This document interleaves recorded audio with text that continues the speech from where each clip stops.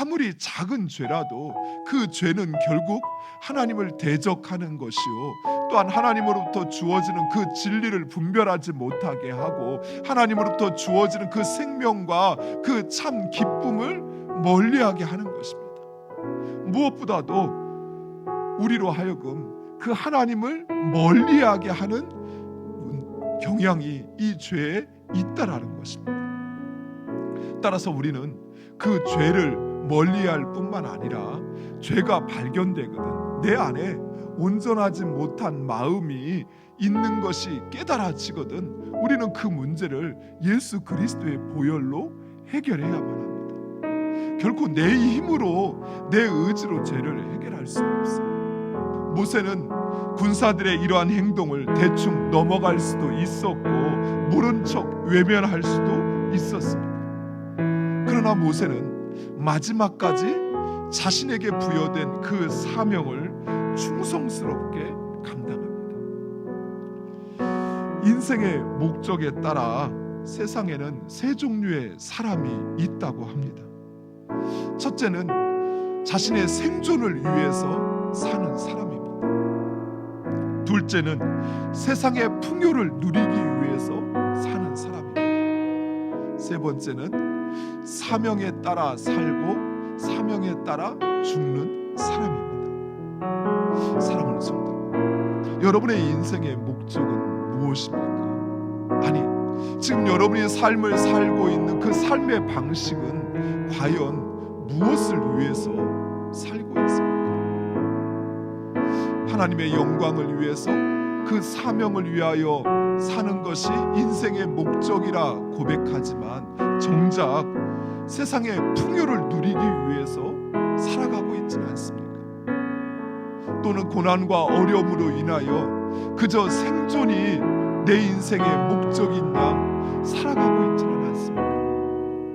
사랑하는 성도 여러분, 우리의 삶도 우리의 기쁨도 그 모든 것은 하나님의 손에 달려 있습니다.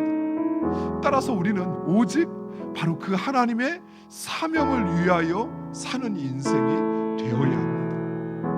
사랑하는 성도, 사명은 우리의 인생을 결정합니다.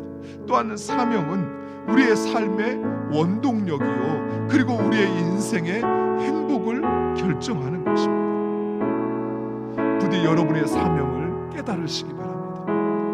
하나님께서 나를 왜 이 모양 또 이 상황에 나를 놓으셨는지, 또한 하나님께서 왜 나를 우리 가정으로, 아내로, 남편으로, 아버지로, 자녀로 하나님께서 나를 세우셨는지, 또한 하나님께서 이 시기 가운데 왜 나를 하나님의 교회 가운데 하나님의 일꾼으로 삼으셨는지, 그 하나님의 사명을 분명히 깨달으시기 바랍니다.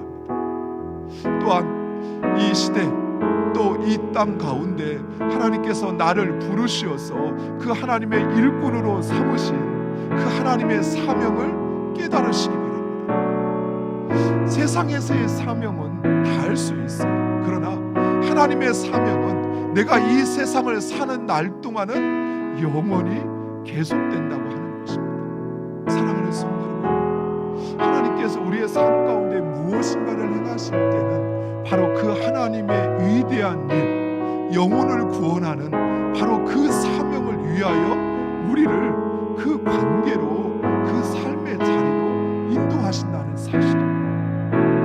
그저 아무 이유 없이 맹목적으로 인생을 살다 보니 그렇게 굴러 먹다가 그러다가 여기까지 온 것이 아니라는 것입니다. 하나님 분명한 사명을 가지고 우리의 삶을 인도하고 계십니다.